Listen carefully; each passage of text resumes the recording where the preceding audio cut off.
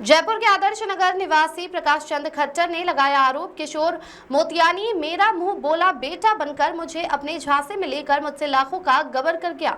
खट्टर का कहना है कि किशोर रोज मेरे घर आता था, मेरे साथ मेरे घर पर ही खाना खाता था, मेरे साथ इधर उधर की बातें करता, मेरे को अपने साथ घुमाता। ऐसे मुझे अपने विश्वास में लेकर मुझे बोला कि कुछ रुपए है क्या दद्दू, अचानक कोई काम पड़ गया है, मैं वापस कर दूंगा। मैंने सोचा रोजाना मेरे पास आता है, पड़ोस में रहता है, मैंने मानवता के विचार रखते हुए 1 लाख रुपए विश्वास पर दे दिए। कुछ समय बाद फिर से किशोर कहता है कि दद्दू मुझे 1 लाख की जरूरत और है। मैंने कहा मेरे पास नहीं है। फिर किशोर ने बोला बच्चों से लेकर दे दो। तो मैंने अपने बेटे मनोज को कहा, तो मेरे बेटे ने कहा पिछली बार लेकर गया, वो अभी तक नहीं आए रुपए। तो मेरे बेटे ने कहा बिना लिखा पढ़ी के नहीं देने हैं। मैंने किशोर को बताया कि बेटे ने लिखत पढ़त के लिए कहा है, तो किशोर लिखत पढ़त के लिए तैयार हो गया। लिखत पढ़त के बाद मैंने किशोर को टुकड़ों में किशोर को 4 लाख रुपए दे दिए, जिसकी मेरे पास लिखावट है। हमारा व्यवहार रोज की चल रहा था। किशोर रोज घर आता, बैठता, इधर उधर की बातें करता। अचानक कुछ महीनों बाद किशोर ने घर आना बंद कर दिया।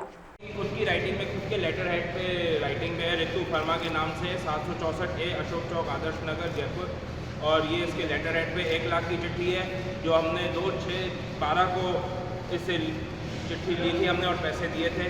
दूसरी भी चिट्ठी है ऋतु वर्मा के नाम से ही है, वही 2/8/2010 की है। किशोर मोतियानी जी खुद की राइटिंग में है और उसके साइन भी हुए हुए हैं। और ये दूसरी चिट्ठी एक और है, सब लाख रुपए की है। ये ऋतु कंस्ट्रक्शन कंपनी के नाम से है सर, और ये भी लाख रुपए की है, और ये 2/4/11 को है। ये तो रसीद है।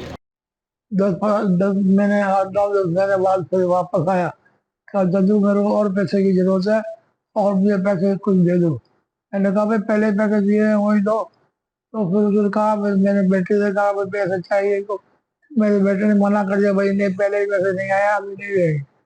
फिर उसने बहुत कोशिश की, तो भी उसने कहा भाई हाँ मुझे चाहिए दे दो। फिर मैंने कैसे बच्चे को मना, उसने कहा मैं 2-1 लाख और दे दो। अब भाई अभी मैंने कहा है नहीं, मैंने उसको 1 लाख रुपया और दे दिया। मैंने कहा लिखत पढ़त करो, तो मैं वो लिख के दे दिया। लिखत पढ़त में कितने रुपए दिए आपने? लिखत पढ़त में 3 लाख रुपए मैंने उसको दिए। और लिखत पढ़त है आपके पास? लिखत पढ़त मेरे पास है, और उस जगह पे किशोर मोतियानी मेरे पास आता था, प्यार से बैठता था और मुझे दद्दू दद्दू बोलता था। आपको पिताजी बनाया? और मुझे धर्म का पिताजी बनाया। दद्दू बोलता, बहुत मधुरता से बात करता था और कुछ आपस में बैठते थे, खाते पीते थे। तो एक दिन उसने मेरे को कहा कि दद्दू मेरे को पैसे की जरूरत है, मेरे कुछ पैसे दे दो। तो मैंने कहा भैया भी चाहिए? हाँ।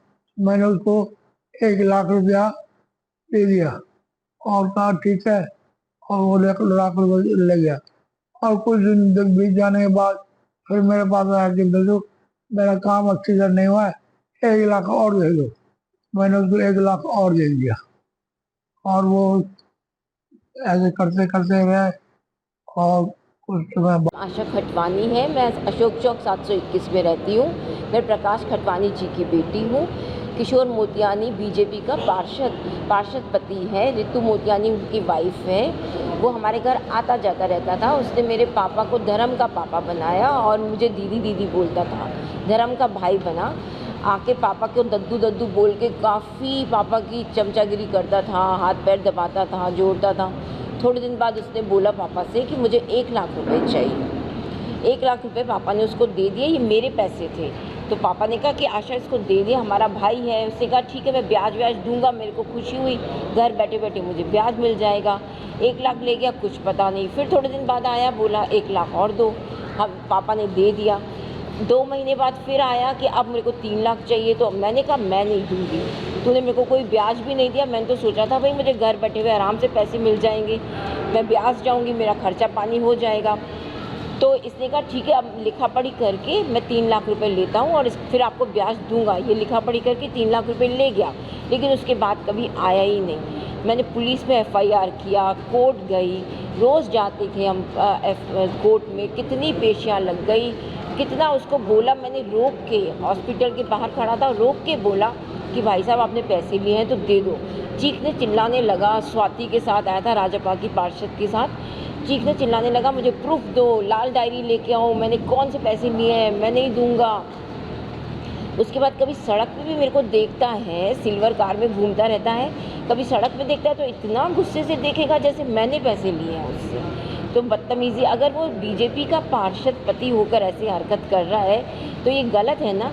मैं राजस्थान के मुख्यमंत्री जी से कहूँगी कि मैं हाथ जोड़ के कहती हूँ कि आप उसे थोड़ी सी आप मेरी सुनवाई करें और उसे भी थोड़ा सिखाएं कि कैसे जनता से बात करनी चाहिए। मैंने तो कभी उनसे गलत बात नहीं की है, वो ही चीखते चिल्लाते हैं, जब भी मिलते हैं चीखने चिल्लाने लग जाएंगे।